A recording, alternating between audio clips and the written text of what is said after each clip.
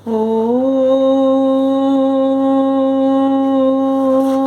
सहनाववतु सहनौ भुनक्तु सह वीर्यं करवावहै तेजस्विनावधीतमस्तु मा विद्विषावहै। ओम सभी को सादर सप्रेम नमस्ते जी। अब यह 22वां सूक्त 7वां वर्ग और 5वां अनुवाक हमारा इससे पहले पूरा हो गया था। आज हम 23वें सूक्त का प्रारंभ करते हैं और इसके भीतर वायु के गुणों का वर्णन किया गया है। ओम तीव्रा सोमासा गई आशीर्वन्तः सुताय मे वायोतान प्रस्थितान पिब वायोतान प्रस्थितान पिब। ओम प्राणी जिनको प्राप्त होने की इच्छा करते और जिनके श्रद्धालु होते हैं सबको पवन ही प्राप्त करके यथावत स्थिर करता है। इससे जिन पदार्थों के तीक्ष्ण व कोमल गुण हैं उनको यथावत जान के मनुष्य लोग उनसे उपकार लेवें। इसमें भी वही षड्ज स्वर है और इसमें जो स्वर है वो षड्ज के साथ साथ गांधार भी इसके भीतर आया, ऋषभ भी आया है, गांधार भी आया है। इस प्रकार से और इसका जो देवता है विषय है इसमें भी इंद्र, वायु, अग्नि, विश्वदेवा, मरुत्वान, पूषा, आपह, इस प्रकार से इस सूक्त में बहुत सारे विषय हमें पढ़ने को मिलेंगे। तो आज हमने वायु के गुण को के पहला मंत्र पढ़ा। अब दूसरे मंत्र में परस्पर संयोग करने वाले पदार्थों का प्रकाश किया गया है। ओम उभादेवादिवि स्पृशेन्द्र वायु हवामहे अस्य सोमस्य पीतये अस्य सोमस्य पीतये। ओम जो अग्नि पवन और जो वायु अग्नि से प्रकाशित होता है, जो ये दोनों परस्पर आकांक्षा युक्त अर्थात सहायकारी हैं, जिनसे सूर्य प्रकाशित होता है, मनुष्य लोग जिनको साध और युक्ति के साथ नित्य क्रिया कुशलता में संप्रयोग करते हैं, जिनके सिद्ध करने से मनुष्य बहुत से सुखों को प्राप्त होते हैं, उनके जानने की इच्छा क्यों न करनी चाहिए। तो यहाँ पर अग्नि और वायु दोनों को का परस्पर संयोग बताया गया है। इन दोनों के संयोग से सूर्य प्रकाशित होता है। फिर वे किस प्रकार के हैं? ओम इंद्र वायु मनोजुभा विप्राहवंत ऊतये सहस्राक्षाधियस्पति सहस्राक्षाधियस्पति। ओम विद्वानों को उचित है कि शिल्प विद्या की सिद्धि के लिए असंख्यात व्यवहारों को सिद्ध कराने वाले वेग और गुणयुक्त बिजली और वायु के गुणों की क्रिया सिद्धि के लिए अच्छे प्रकार सिद्ध करना चाहिए। इस विद्या से प्राप्त कराने वाले प्राण और उदान हैं। इस विषय का उपदेश अगले मंत्र में किया गया है। ओम मित्रं वयं हवामहे वरुणं सोमपीतये जज्ञानापूत दक्षसा जज्ञानापूत दक्षसा। ओ मनुष्यों को प्राण और उदान वायु के बिना सुखों का भोग और बल का संभव कभी नहीं हो सकता। इस हेतु से इनके सेवन की विद्या को ठीक ठीक जानना चाहिए। फिर वे किस प्रकार के हैं? ओम ऋतेन यावृता वृधा वृतस्य ज्योतिषस्पति तामित्रा वरुणा हुवे तामित्रा वरुणा हुवे। ओम न सूर्य और वायु के बिना जल और ज्योति अर्थात प्रकाश की योग्यता, न ईश्वर के उत्पादन किए बिना सूर्य और वायु की उत्पत्ति का संभव है। यहाँ बताया कि न सूर्य और वायु के बिना जल और ज्योति अर्थात प्रकाश की योग्यता और न ईश्वर के उत्पादन किए के बिना सूर्य और वायु की उत्पत्ति का संभव है और न इनके बिना मनुष्यों के व्यवहारों की सिद्धि हो सकती है। तो कहा ये सूर्य और वायु को बनाने वाला भी कौन है? परम पिता परमेश्वर। और इनके उपकारों को लेने वाला कौन है? मनुष्य और समस्त प्राणी जगत। तो इस प्रकार से हम सभी के व्यवहारों की भी सिद्धि इनसे होती है। फिर वे क्या करते हैं? ओम वरुणः प्राविता भुवन मित्रो विश्वाविरुतिवे करतां नः सुराधस करतां न सुराधस। ओम। इस मंत्र में वाचक् लुप्तोपमा अलंकार है, क्योंकि इन उक्त वायु और सूर्य का आश्रय करके सब पदार्थों की रक्षा आदि व्यवहार सिद्ध होते हैं। इसलिए विद्वान लोग भी इनसे बहुत कार्यों को सिद्ध करके उत्तम उत्तम धनों को प्राप्त होते हैं। ओ मरुत्वन्तं हवामः इंद्रमा सोम पीतये सजूर्गणेन त्रिंपतु सजूगणेन त्रिंपतु। ओम। इस मंत्र में भी वाचक् लुप्तोपमा अलंकार है।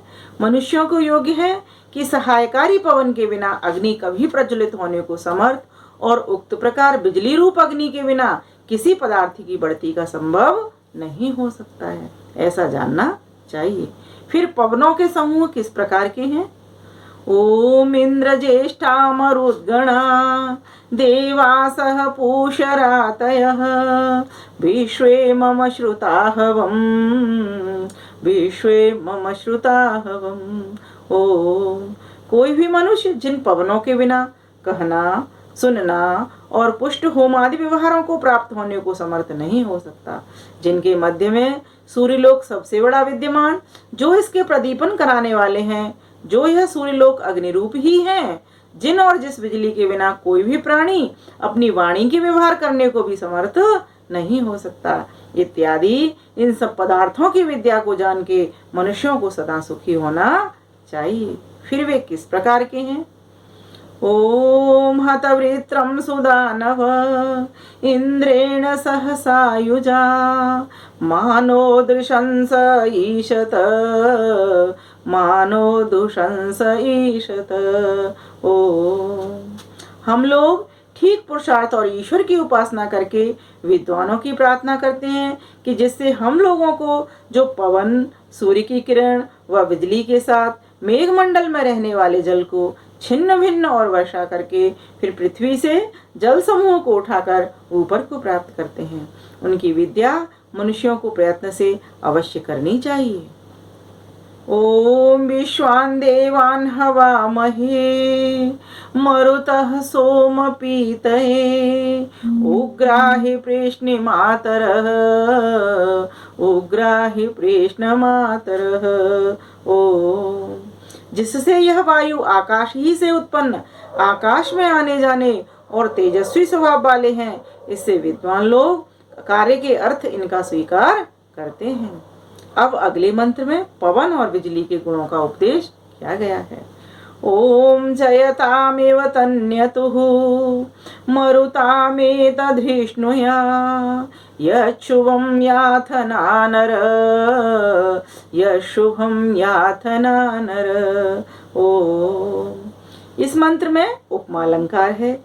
हे मनुष्यों, जैसे विद्वान लोग शूरवीरों की सेना से शत्रुओं के विजय व जैसे पवनों के खिसने से बिजली के यंत्र को चलाकर दूरस्थ देशों को जा व आग्नेयादि अस्त्रों की सिद्धि करके सुखों को प्राप्त करते हैं, वैसे ही तुमको भी विज्ञान व पुरुषार्थ करके इनसे व्यावहारिक और पारमार्थिक सुखों को निरंतर बढ़ाना चाहिए। फिर वे पवन किस प्रकार के हैं? ओम हस्कारा विद्युत पर्यतो जातावन्तु नः मरुतो मृडयन्तु नः मरुतो मृडयन्तु नः। ओम। मनुष्य जब पहले वायु, फिर बिजली, उसके अनंतर जल, पृथ्वी और औषधि की विद्या को जानते हैं, तब अच्छे प्रकार सुखों को प्राप्त होते हैं। अब अगले मंत्र में सूर्यलोक के गुण प्रकाशित किए गए हैं। ओम आपूषं चित्रबर्हिष माघृणे धरुणं दिवः आजानष्टं यथा पशुम् आजानष्टं यथा पशुम्। ओम। इस मंत्र में उपमा अलंकार है। जैसे पशुओं को पालने वाले अनेक काम करके गौ आदि पशुओं को पुष्ट करके उनके दुग्ध आदि का पदार्थों से मनुष्यों को सुखी करते हैं, वैसे ही यह सूर्यलोक चित्र विचित्र लोकों से युक्त आकाश का वह आकाश में रहने वाले पदार्थों को अपनी किरण व आकर्षण शक्ति से पुष्ट करके प्रकाशित करता है। यहाँ पर किसकी उपमा किससे दे दी? तो सूर्य की उपमा गौ से दे दी और गौ की उपमा सूर्य से दे दी।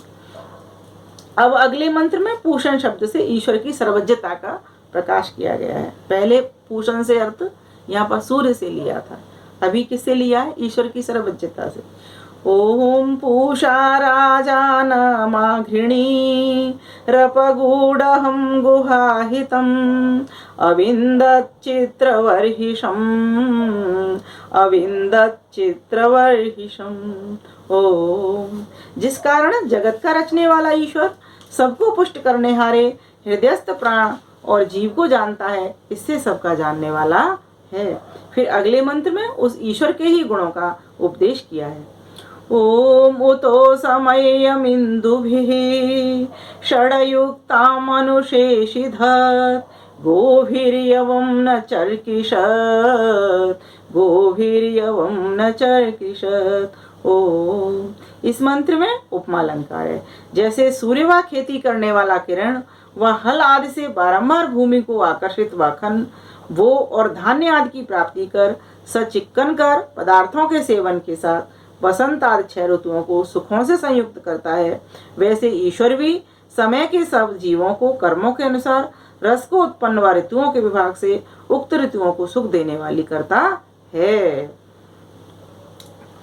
तो यहाँ पर सूर्य के बारे में और ईश्वर के बारे में बता दिया गया कि ईश्वर के गुणों के उपदेश करके कि ईश्वर कैसा है, कि ईश्वर ही तो सूर्य बनाता है, ईश्वर ने ही तो ये सब अन्न फल फूल आदि उत्पन्न किए हैं, लेकिन कौन सहायक बनता है? तो कहा कि ये सूर्य के द्वारा ये सब काम होता है। तो सूर्य ही खेतों में अन्न को पैदा करता है, सूर्य के द्वारा ही खेतों में अन्न पकता भी है, लेकिन इनके पीछे कारण कौन है? तो वह सर्वज्ञ परमेश्वर ही है जो पूषण है, पुष्ट करने वाला है। तो यह 10वां वर्ग यहाँ समाप्त हुआ। अब आगे हम अगले मंत्र में जल के गुण पढ़ेंगे। आज के लिए इतना ही। आप सभी को धन्यवाद। नमस्ते।